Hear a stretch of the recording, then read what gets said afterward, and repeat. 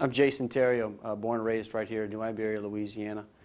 And in 2000, I got an idea that I wanted to interview my grandfathers who were World War II veterans from this area and write a book about their experiences.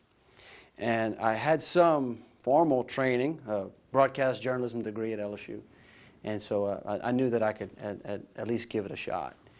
And came down here in the summer of 2000 after I went to the D-Day Museum in New Orleans with my family. And one of my grandfathers, we got to take a look at that wonderful museum. And came here to down Main Street, not too far from here, a little store, the Books Along the Teche, and asked them if anyone has written any histories about people from this area, World War II veterans from South Louisiana, from the Bayou country. And there was a little book that was published right just after the war, and it was republished many years later. It was an honor roll of Iberia Parish World War II veterans.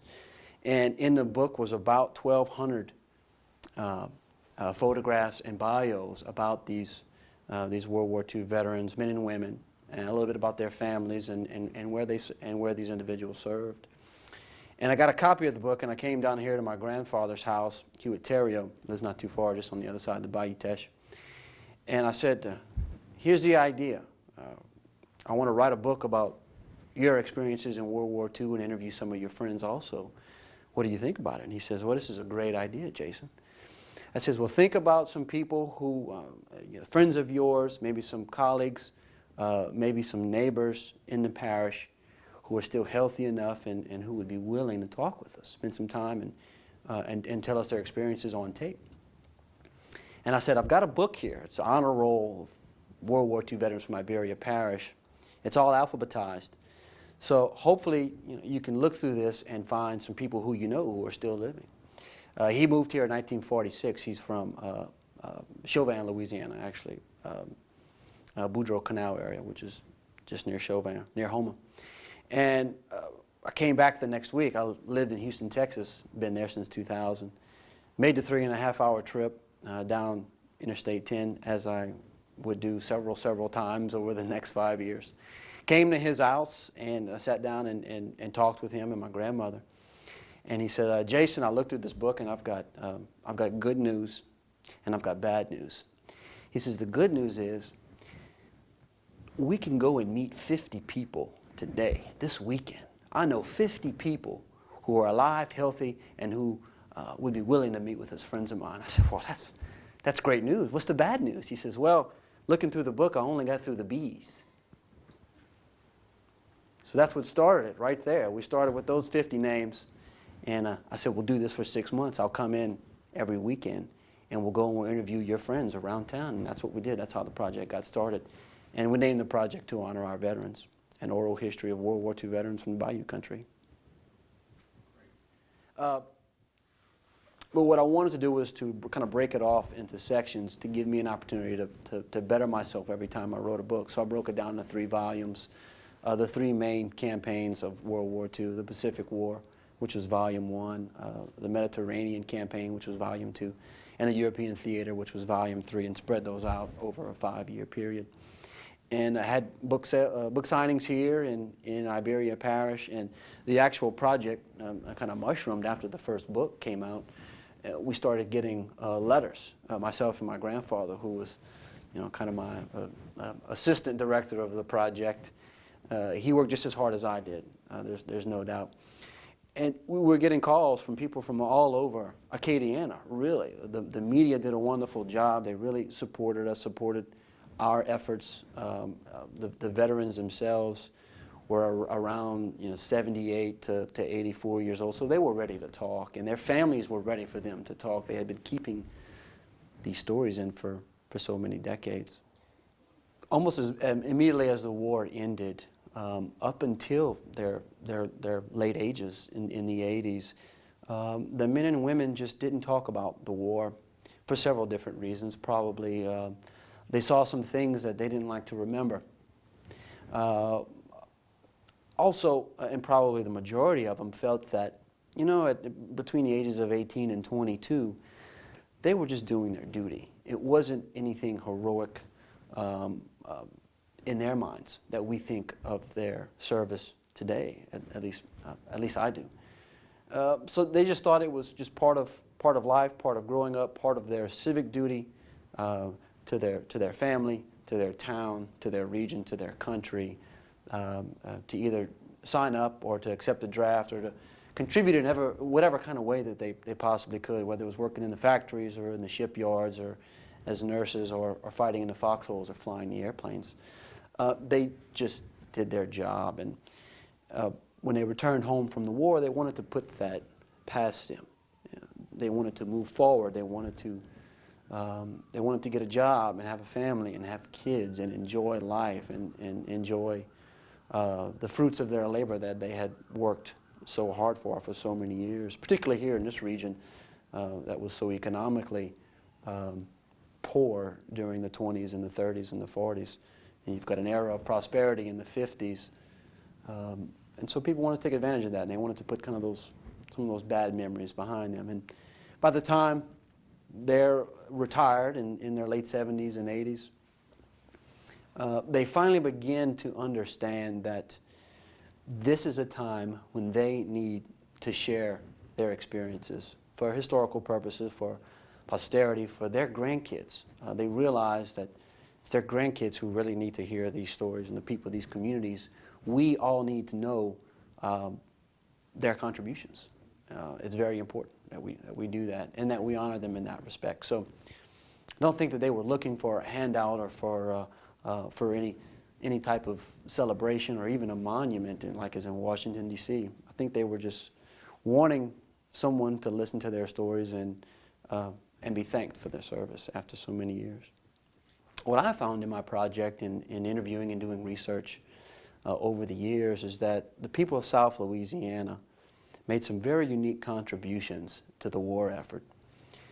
For one, they had a local knowledge of this terrain, of the marshes and the swamps, the wetlands in South Louisiana.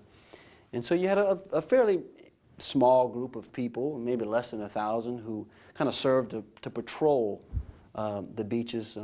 Some of them were known as swamp angels or the Cajun Coast Guard. You know, there were U-boats, there were German U-boat submarines that were just a few miles south of the Mississippi Delta who were hunting our oil tankers and cargo and merchant vessels, and they were taking a pretty terrible lick from the Germans in the early part of the war in May and April and May of 1942.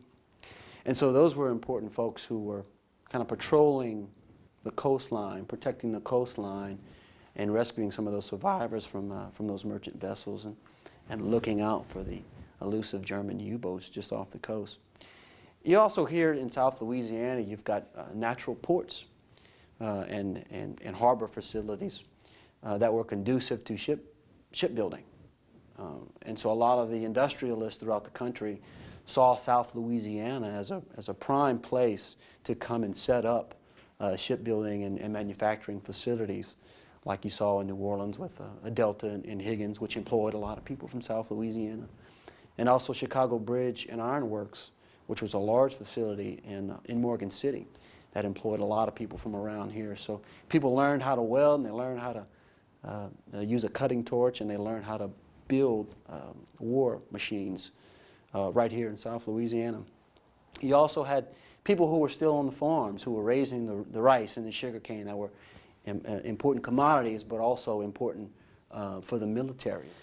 But what's really interesting and what I found most fascinating about the contributions of the people down here in South Louisiana is the way that they were reared and grown up, particularly the Cajuns from the wetlands, from the swamp regions, whose families for generations have been trappers or swampers or grew up fishing and hunting and shrimping out in the coastal estuaries.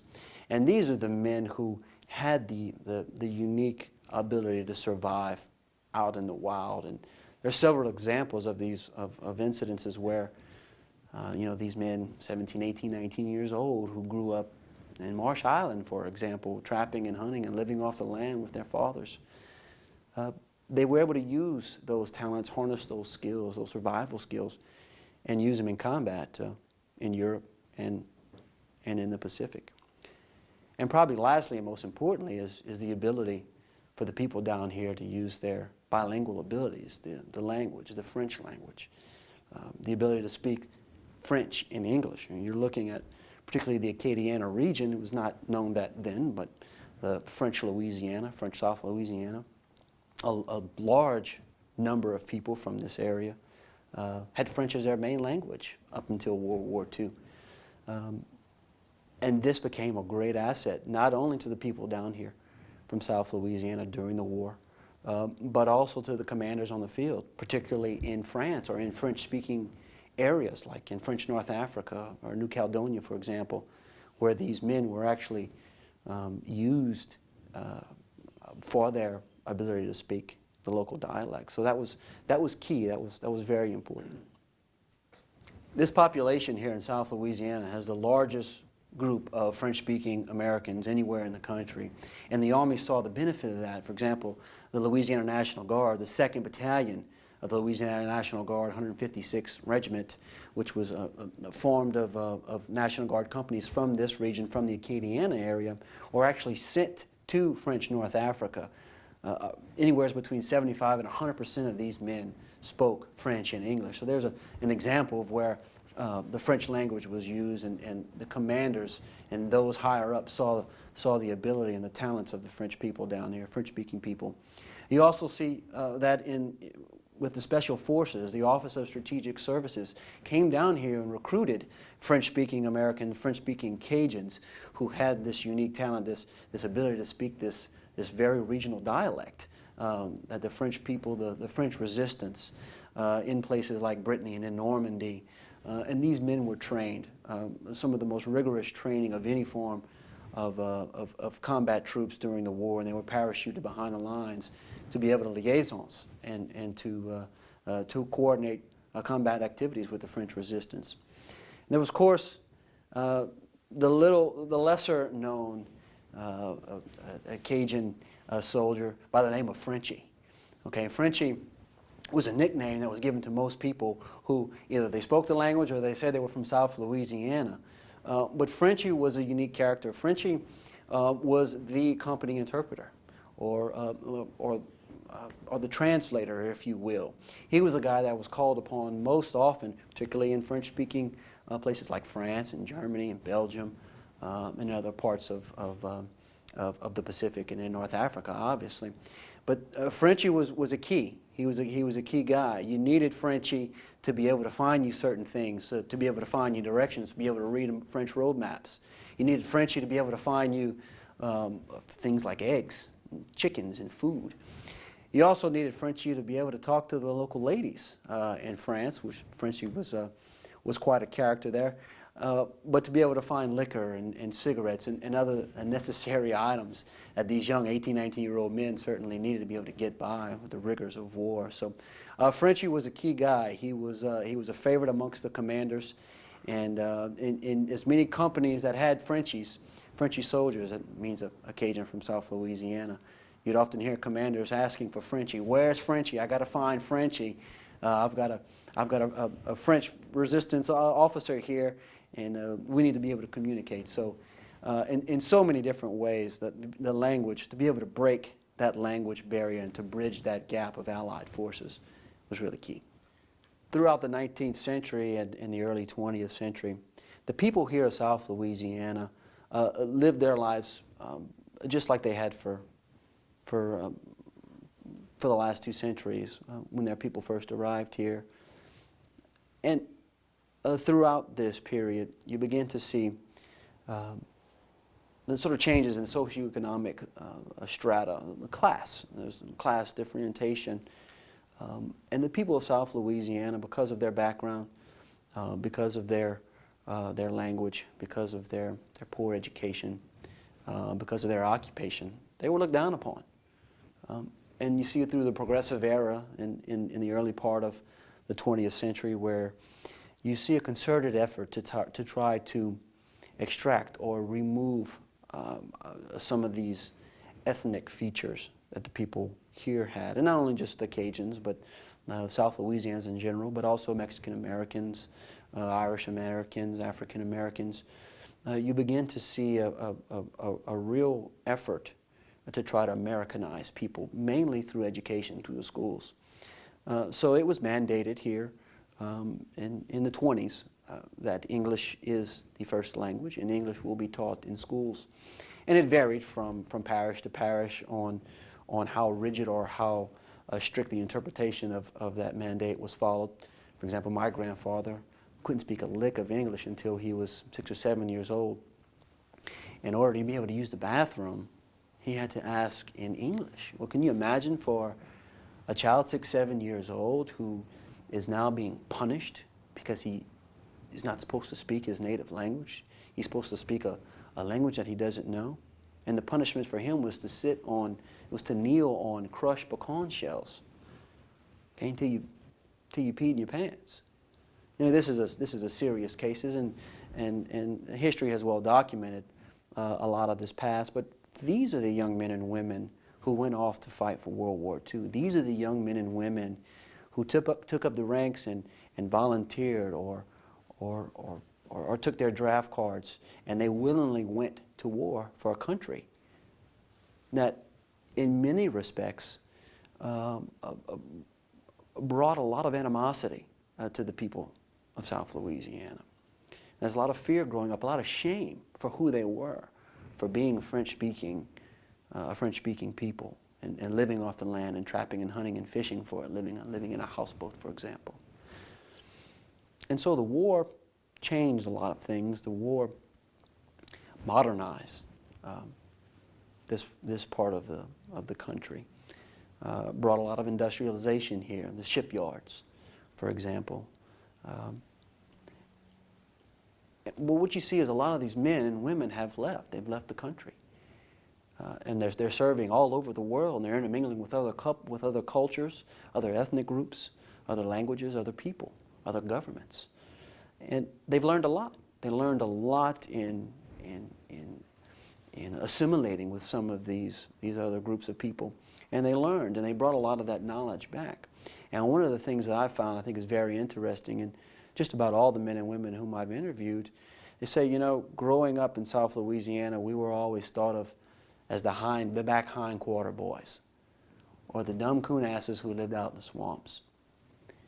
But yet, in World War II, these people from South Louisiana rose to the occasion, and in combat or flying aircraft, or working as mechanics on airplanes, or working in the offices, or parachuting behind the lines in France, communicating with the French resistance, or treating the young men and women who were coming back wounded in the hospitals here, or building the warships.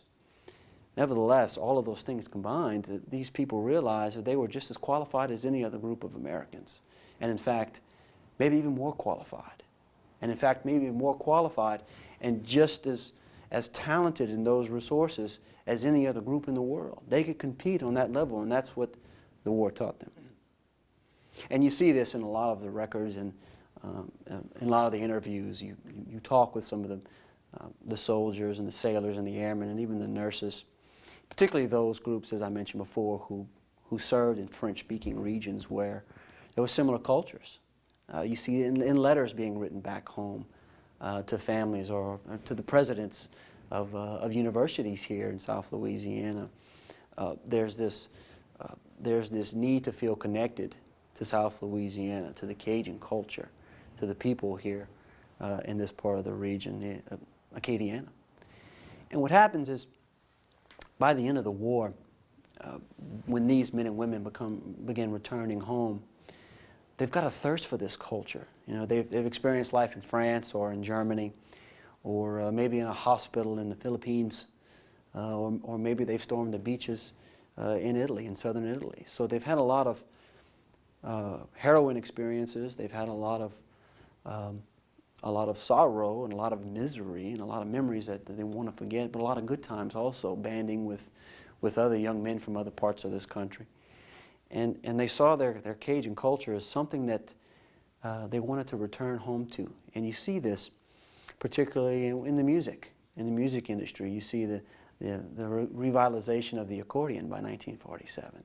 And you hear of dance halls that are now just alive with the sounds of fiddles and accordions and Cajun music returning back to this neck of the woods, whereas before you begin to see some Americanization infused in some of the music here. The cuisine, obviously, that's been around for a long time, but in some of the letters and interviews also you hear of men just yearning for a bottle of Tabasco sauce, right? Something to spice their meals up with. And also when they return home from the war, you know, maybe they grew up out in a camp, out in the marsh, or in a houseboat in the Atchafalaya Basin, where they grew up with their fathers who trapped for a living and fished for a living.